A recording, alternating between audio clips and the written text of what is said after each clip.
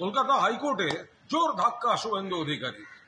Justice Mantha যারা অনির্দিষ্টকালীন রক্ষা কবচ দিয়ে গেছিলেন, আজ বিচারপতি জয় সেনগুপ্ত সেই রক্ষা কবচ প্রত্যাহার করে নিয়েছেন, খারিজ করে দিয়েছেন।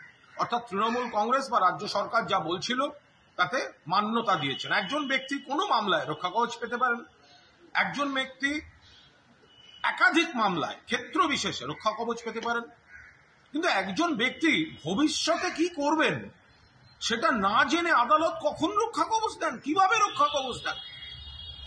জাস্টিস জয় সেনগুপ্ত মাননীয় বিচারপতি তিনি বলেছেন এটা চলতে পারে না অনির্দিষ্টকালীন, ফলে তিনি সরিয়ে দিয়েছেন। তিনি আরো কয়েকটি মামলা খারিজ করে দিয়েছেন, আর 5টি মামলা যাতে শুভেন্দু অধিকারী কোয়াশিং এর দাবি করেছিলেন তাতে এসআইটি গঠন করতে বলেছেন, এসআইটি তদন্ত করবে ওই কেসগুলো।